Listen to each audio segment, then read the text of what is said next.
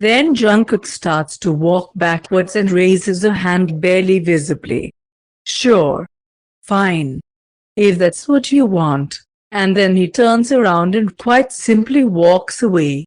Tae-hyung wonders about so many things right now, but he can't be bothered to analyze it further. Not now, anyway.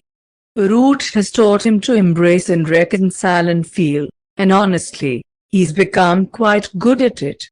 He's not shutting his current, slightly wild feelings down, or shoving Jungkook's words to the back of his head. He embraces it, all of it. But that's not the same thing as sitting down with Jungkook and have the talk. 2 months ago, he put himself out there and declared his still genuine and sincere love for Jungkook. It's too soon for his feelings to have changed since. Obviously Jungkook knows this too. It makes Tae-hyung sort of the underdog when being in Jungkook's company this weekend. It makes him think that he's slightly more fragile than Jungkook about the whole thing. And, of course, it's hard to be here, in this beautiful location, all of a sudden having to accept to see Jungkook all the time, and on top of it all knowing that the man he still loves shares all that Tae-hyung once had with someone else. But he's got tools now.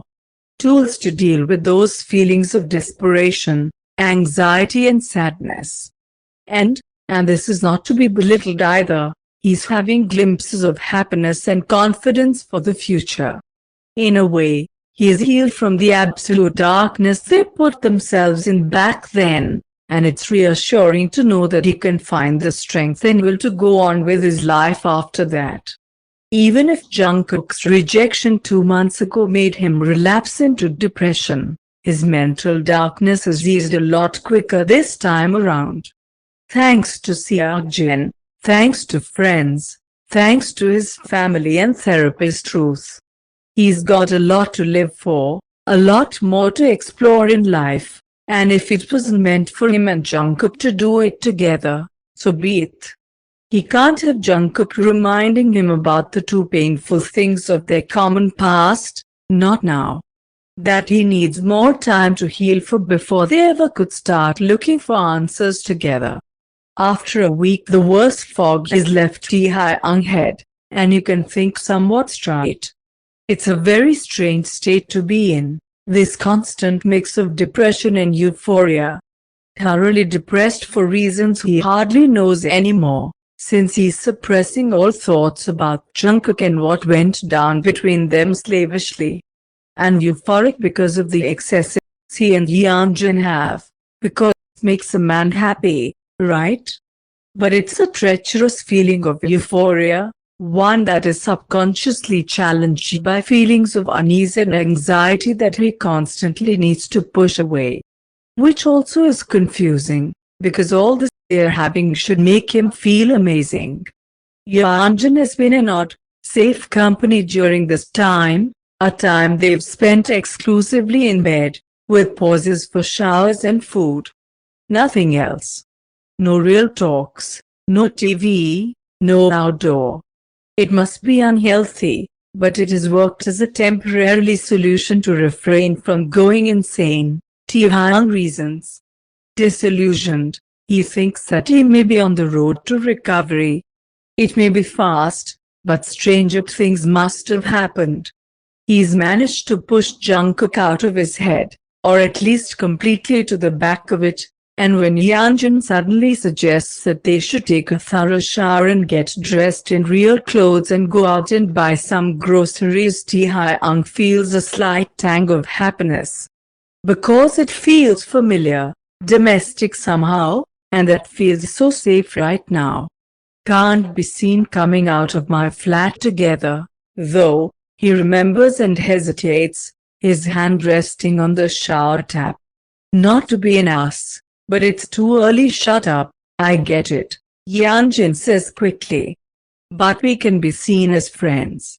We can hang out. And not to be an ass, but Jungkook already saw us. Oh. Alright, so Yeonjun do have a point. An ugly point, But perhaps he just has got to get used to this ugly feeling seeming to permeate his life right now. But for the others, I don't want Lian Stan and everyone to know about us. Not yet. It may be cruel to Yanjin, but this is him now. This is who he has become. Only being able to in his own shitty feelings. He doesn't even know the true meaning of us right now, but anyhow, he and Yanjin aren't anyone else's business. For now, at least. Of course, Yanjin says, and his voice is neutral. I'll go first and check if the coast is clear. Taekook hums and turns on the water, stepping in with his head under it. Yanjin comes in after him, pressing close to Taekook to get his fair share of the warm jets, and for the first time Taekook feels frustration and irritation bubble up inside of him. He turns with his back towards him and reaches for the shampoo. I'll do your hair, Yanjin says and sneaks a hand over his shoulder to grab the bottle. Like he's done many times this week. I'm fine. Thanks. Taekook starts to wash his hair, pressing his eyelids tightly together. So, he doesn't see Taekook, but he feels how he takes a small step back, their wet bodies not touching anymore. And a hardly inaudibly okay slips out of his mouth. They clean themselves separately, and afterwards Taekook can barely look at him. If it's because of shame over his own behavior, or because of things dawning on him so relentlessly that he can't grasp the meaning of any of it, he's not sure. Probably both. They go to the store, anyway. Yanjin walks out the gate of his building carefully, discreetly looking for people lurking around, but can't see any suspect activity and texts Taekook exactly that. Taekook lets Yanjin walk for 10 minutes before he pursues him and doesn't catch up with him before they're right at the store. They pick up some frozen pizzas, some cans of Coke, a few packets of crisps and a big bag of sweets. He can see Yanjin holding a packet of as well, and all Taekook wants to do is rip it out of his hand, for reasons he can't explain. This grocery store is so familiar. Memories come crashing down on him from left and right. He doesn't really stand a chance to defend against them. It's just too much. Jungkook would have pretended teased him about the choice of food, probably poked him in the side, slung his arm around his shoulder, perhaps kissed his temple. And then he would have insisted for them to grab some water and fruits as well, which of course they would have. And he would have laughed, that mesmerizing laugh, and popped his dimples and been adorable, and Taekook would have kissed him. Taekook bends over, resting his palms on his thighs, gasping for breath, feeling like he's breathing through a straw. Jungkook strokes his back, carefully, soothingly, whispering things Taekook can't perceive. Packets of crisps fall out of his grip, his head spins and he squats down, one hand touching the floor. Taekook? Are you panicking that? Taekook hears, and he nods weakly, breathing hard through his nose. I don't know what though, he mumbles, eyes still closed.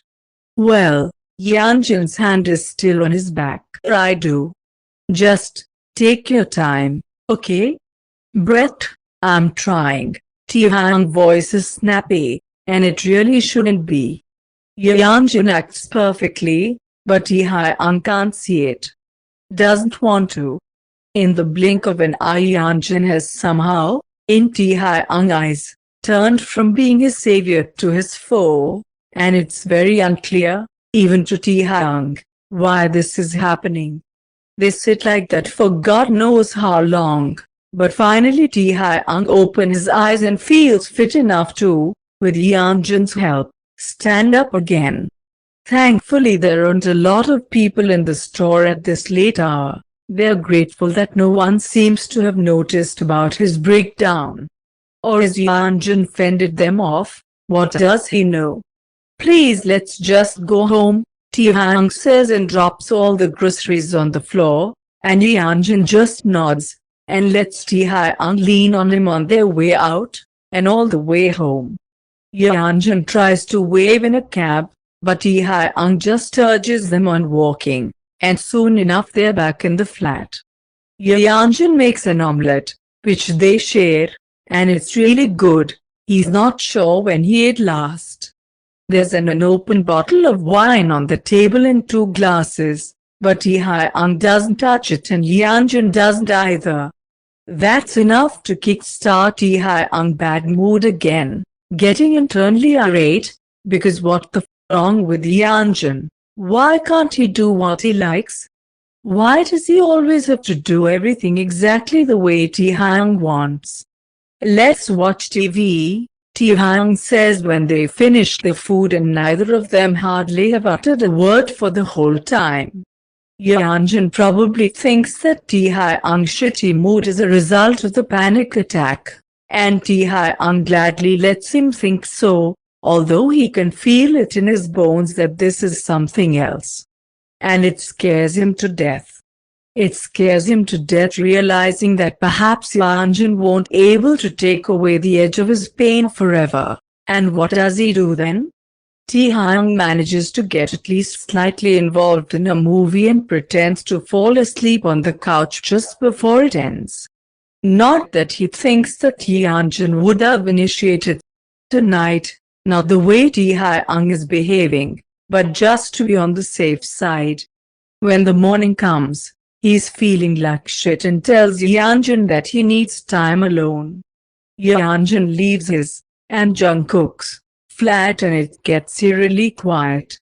Taekook puts on some music, starts to clean, puts on the TV as well, and orders takeaway. He calls the lads, does some pretending, and dismisses any of their attempts of a get-together. When the evening comes, Taekook gives up and texts Yeonjun to come over.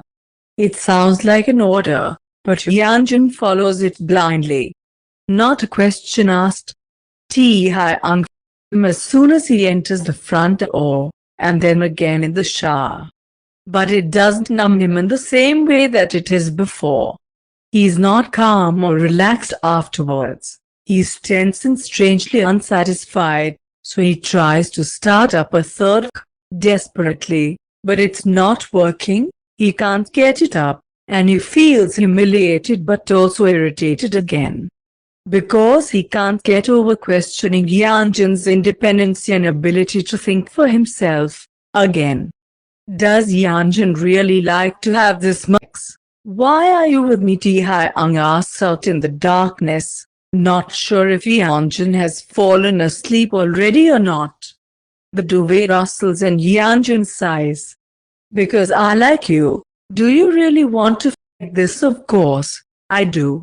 I love it. Now it's Taekook time to sigh, because this really is too easy. Yeonjun is. Taekook isn't worthy him or anything they're doing, and he really should be questioned about what he thinks he's doing, blatantly using Yeonjun like this. Can't Yeonjun see this for himself? Is he blinded by love, or something? Why doesn't he tell Taekook off? Taekook keeps quiet, not ready to be alone just yet. He needs Yeonjun by his side for a while longer, until he can stand on his own 2 feet. That was painfully clear when trying to reject him today. He lasted half a day alone. He couldn't ask for leaves and stands in Yoon's company, but for now it's easiest to tell them he needs some time alone, keeping Yeonjun a secret and trying to get on with his life.